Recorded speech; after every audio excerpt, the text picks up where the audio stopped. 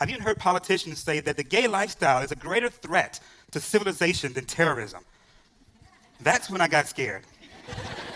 Because I'm thinking, if I'm gay and I'm doing something that's going to destroy civilization, I need to figure out what this stuff is and I need to stop doing it right now. What are these gays up to? What do they want? So, without further ado, I will present to you, ladies and gentlemen, and be careful, because it's evil, a copy, the official copy of the gay agenda.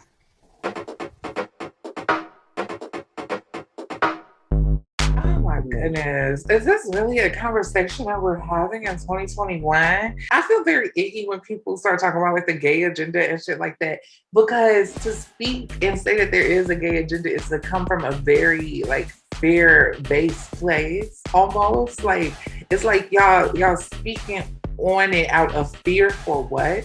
You don't have enough faith. You don't trust in whatever you say you trust in enough, clearly. They just, I don't know, they make it sound like it's about to be the end of the world because, you know, people are becoming more comfortable with themselves and things like that. It's very, ew, how do y'all feel about it? Because it feels icky to me. I just feel like it's a fucking bunch of bullshit. First of all, this gay agenda thing. I don't like that gay is the fucking word for the entire community because when people say gay, when the cis heteros specifically say gay, they fucking encompass trans people too. And bitch, that's the whole purpose in being trans. You're not fucking gay. Trans is different fucking identity and shit like that. So what the fuck do you mean by gay agenda? All it is literally us trying to live in our fucking truth. All it is literally us trying to live in our fucking truth. And for you to sit there and say that, oh, like women are becoming a new men and men changing into, first of all, bitch, it's been like that since the dawn of time, bitch. The white men who colonized the motherfucking world got you thinking that you're so logical when you're fucking illogical. First of all, many of the indigenous tribes have motherfucking matriarchal fucking systems. So women ruled, or more specifically, you know, elderly people ruled. They didn't even give a fuck about gender. All up until the white brainwashed us and made that shit a fucking bigger thing than what the fuck it is. For the hundreds of tribes who lived in what is now known as the United States, Two-Spirit people were individuals who took on both traditional female and male roles. The tribe celebrated them not because of their gender identity, but for their range of skills. They were respected as healers, seers, and medicine people. They were considered lucky in finding love, and they could help others by matchmaking and creating love potions. And while being Two-Spirit was more about the natural fluidity of gender roles than about sexual orientation, they did tend to have same-sex relationships. Two-Spirit people were honored within their communities. They were celebrated, embraced, normalized. But ignorant European settlers not only treated them poorly, but they were also perplexed by their same-sex relationships. I feel like it's so motherfucking stupid that they keep pressing this little girl. Like, leave fucking Zaya Wade alone. Specifically, like, y'all really press. Every time Zaya pops up or whatever, it's somebody, this is a part of the gay agenda. Our forever First Lady Michelle Obama and Zaya Wade are being called out by former hitmaker J Boog of the group B2K. Now, Mrs. Obama and Zaya Wade, she praised Zaya's courage for, bravery, for living in her truth during the interview last week. But J Boog had a very negative take on the interaction. Who is it? Who even is that? Right. He's from Immature, with Fizz and Omarion, little Fizz and Pop. Girl, I don't know them. Okay, continue. But he tweeted about, you know who it is, Shayla? From that B2K? He ain't B2K? He ain't B2K? Was he? I don't know. I think it's two different things. Fizz and Omarion, they in B2K. I know that. I don't know who the fuck y'all talking about. So here we go again. First it was J Boog. Now it's Little Mama. Back at it again. Here they go talking about depopulation when she was just at a ball flipping and flopping, voguing.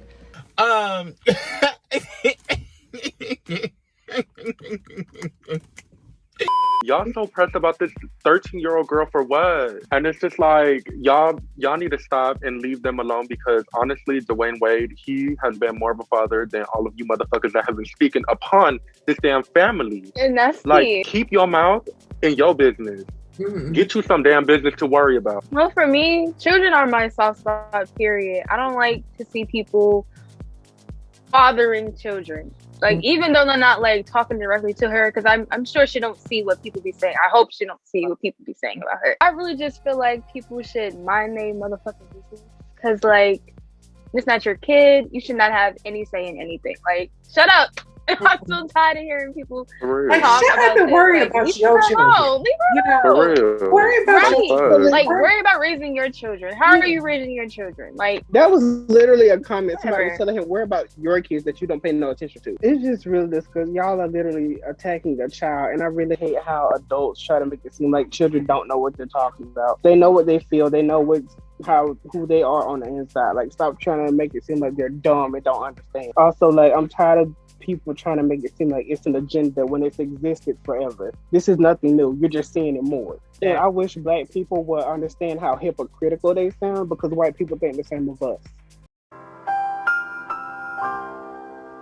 Going back to what Brandy has said, like, kids know what the fuck they talking about. Like, when did y'all realize who the fuck you were? Like, that's a good your question. sexuality, like, because I figured that out when I was young. I've never heard of this fucking gay agenda shit, just because it's just like, when I was growing up, that shit was still like frowned upon. That shit was still like, you know, like, oh, that shit, you a faggot, like you this, you that. Growing up around that environment, I just felt like I needed to hide.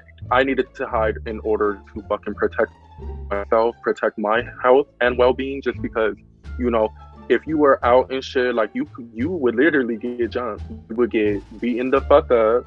Oh, you a faggot? Like, what's up? Like, you want to be a girl so bad, you can get fucked up by girls. You'll get fucked up by girls. You'll get fucked up by men. That shit made me, you know, hide my identity, like my fucking sexuality and all that shit. And it made me scared.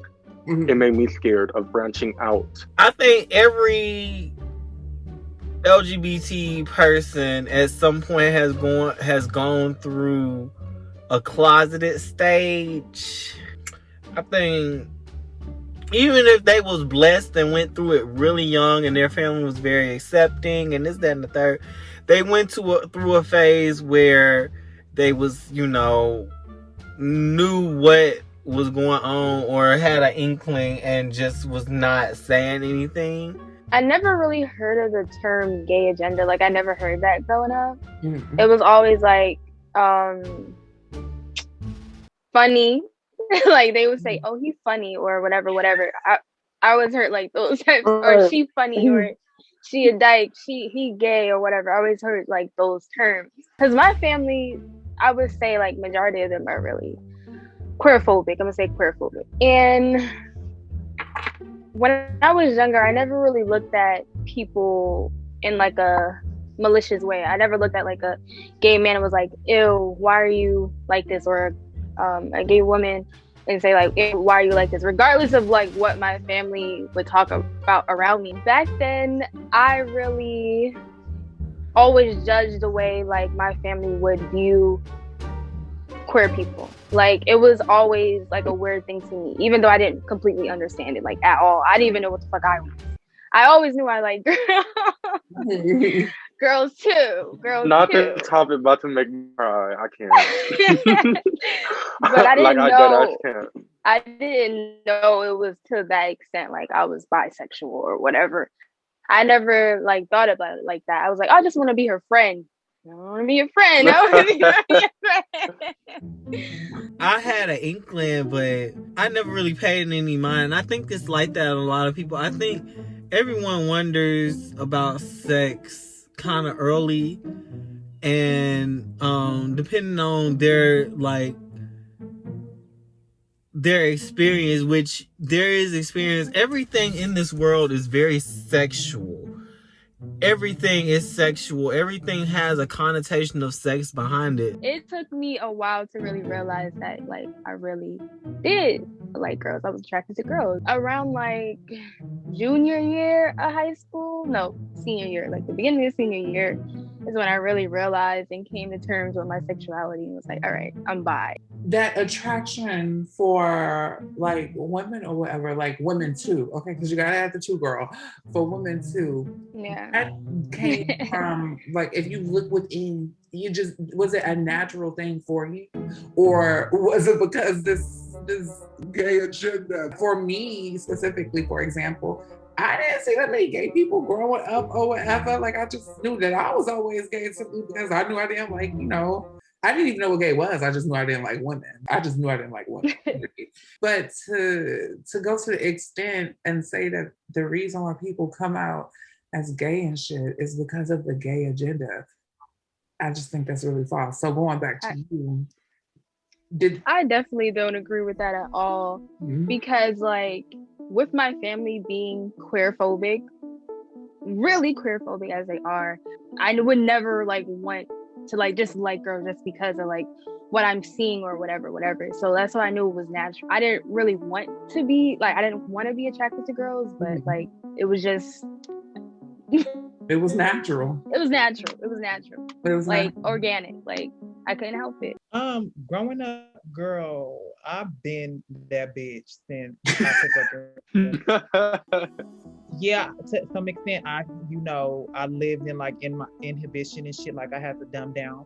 More so, where the problem lies with everybody with me growing up in South Central Los Angeles was more so my femininity. At 3, I saw a commercial or a video of Usher. I literally said, "Oh, he fine." At 3 years old, bitch. And my mom was like, "Shh, don't say that. You ain't supposed to like boys," or some shit like that. And it's like, now that I like reflect on that, it's like, girl, I said what I said. I was just always just super feminine. Like it was just in my fucking being. I could not help it. And I was always gaslit to being a boy or being masculine. And, I got all the shit. Like, got all the motherfucking words you can name, bitch. Fucking dad called me a fag at 9 years old because he got mad at me for, like, I was interrogated because he cheated on his girlfriend and she set me up.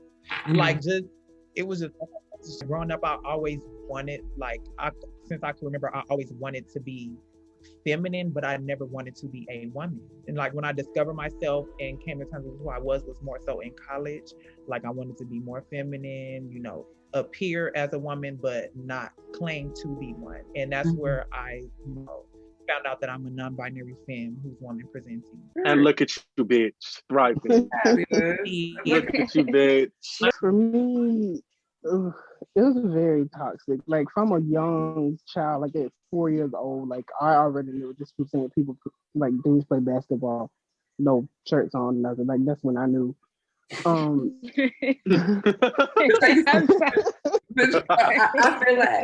feel like because I used to peek out the window. Dudes play basketball. I used to peek out the window. With always like look at little dirty ass boys. These little ass boys.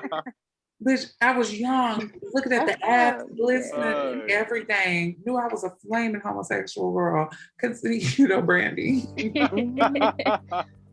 I have a slight memory of me just walking towards it. Like I didn't know what I was doing, what was going on. I just was walking towards it. But then I remember like later on, I remember Janet Jackson was on TV. And I was like already like pretty like feminine or whatever. And my uncle and my cousin was like, you need to be more masculine, you need to be more of a man. And I remember I was trying to like fake like I was attracted to Janet Jackson. I really wasn't. Like I wish I had heard it. I would I was like, what is, I look back at it now, I'm like, what is wrong with me? Like, I'm so glad I didn't grow up acting like that. He said, damn, she's fine. Look at them titties. That's exactly what I was like, oh my God. At 7 years old, I didn't come out. I got pushed out 3 times, actually. Well, I came out twice and was forced out 2 other times. And even that was hard. I remember my mom was like, oh, I'm disappointed in you. And my dad was like fussing at me about something else, but I automatically knew it was because of that, because they found out that I had a boyfriend. You know what? Straight, simple, and to the point. Straight people need to stop caring about if their child is going to turn out gay just because they see a gay couple on TV. That's not going to change anything. Like, if your child was gay, they were gay to begin with. Like, as a child, I've watched, like, heterosexual people on TV screens all my life. I'm still gay. I'm still attracted to who I'm attracted to. So you sound dumb. Get a life. Like, girl, it's like, why do you need a scapegoat? Why do you need a scapegoat to blame something that you don't like into like some weird category? Like, girl, shut up. I'm actually really glad that I got out of high school when I did, because everybody started finding out. Because this girl, she screenshot some messages on my phone, like alluding to it. Not messy. And she showed everybody, and I probably would have been bullied had I stayed in school another year, like really bad bullied. So I'm lucky I got out. I don't really understand how it's an agenda. Like, my mom, like when she told me, she was like disappointed. When she said she was disappointed, felt bad at first, but then after a while, I was like, well, I didn't ask for this, so why am I gonna be upset about it? Like, this is just me. Yourself. So we can safely say that this fucking gay agenda is not the reason that anybody here is necessarily gay or just outside of if anything, it was being straight. You know what I'm saying? If anything, there's been a straight agenda. Even I specifically remember like family members keeping, like I have a gay uncle and my mother kept him away from me in fear that he would somehow turn me gay. And it was like, no, sis, what you're picking up on is the fact that I am a flaming faggot and you have a problem with that. So you are going to try to push this straight agenda upon me. To piggyback off that, what's so crazy is I always felt alone, like it was just me. It's not. I got like 2 cousins, three cousins, my little sister, and I think some more in there somewhere too. And I always thought like I was by myself, but I'm really not. I have my older brother, and I have my cousins. One is lesbian, straight lesbian. One is pansexual. Another one's pansexual. And then my older brother is trans. When I finally realized who I was, this when I went to go look for it. I had to look for it. There was no representation anywhere. And then that's where I found you, Malibu Dollface, King of Reeds, Trey Melvin, all those people. And they really helped me feel comfortable within myself.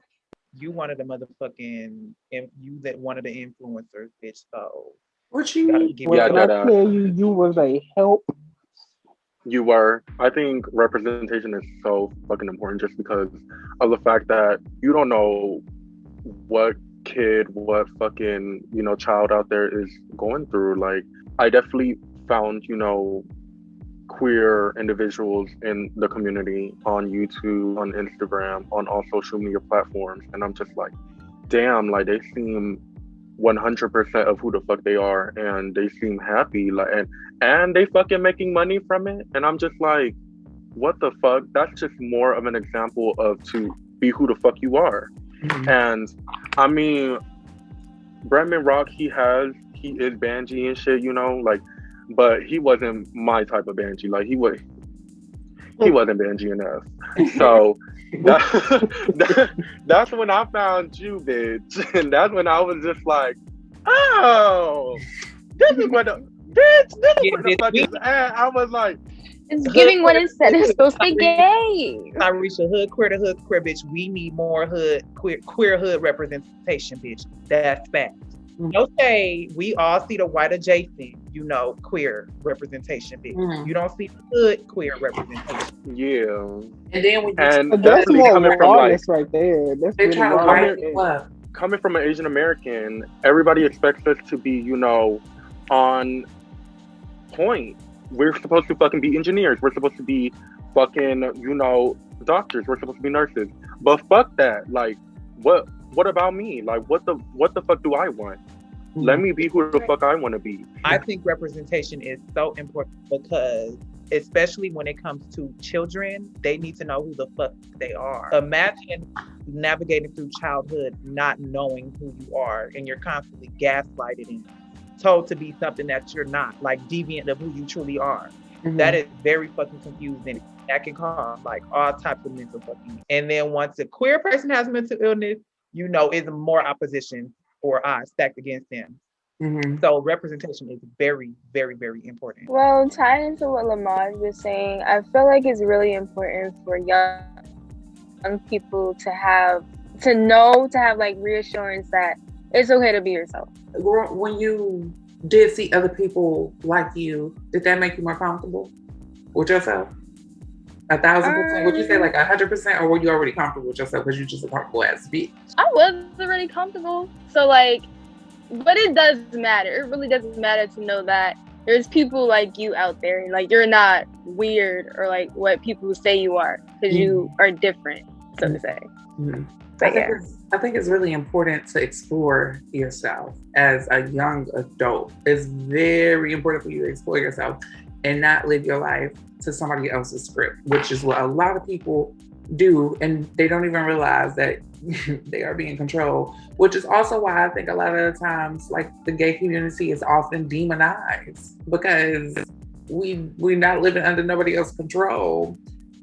We're unplugged. You know, we are really unplugged. We're alienated. Not a slave to society. We're alienated.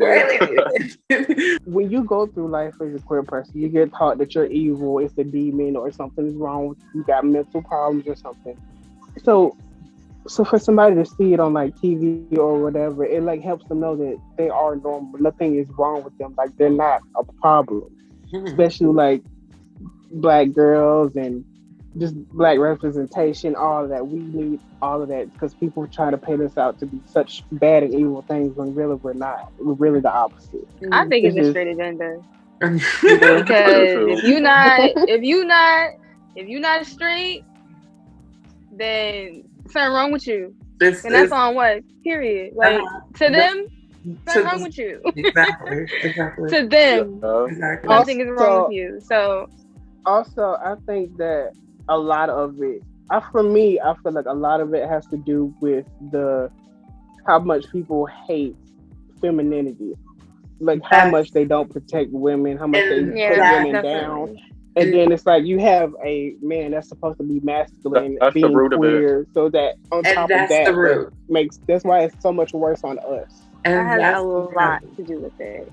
And that's why I will always say that I think the real war is between femininity and masculinity, because it's the masculine society that we live in that has people saying that anything that's gay, which taking it all the way back to gay, all that should mean is happy. Y'all just mad because we happy ass bitches and y'all not. Y'all mad because it's literally in the dictionary. Heteronormativity. That's just what the fuck that is. Yeah. Mm-hmm. The European hetero straight agenda. That's the real agenda. So I took a look at my life, a hard look at my life, and I saw some things very disturbing. And I want to begin sharing these evil things that I've been doing with you, starting with my mornings. I drink coffee. Not only do I drink coffee, I know other gay people who drink coffee. I get stuck in traffic. Evil traffic. My God, this lifestyle that I'm living is so freaking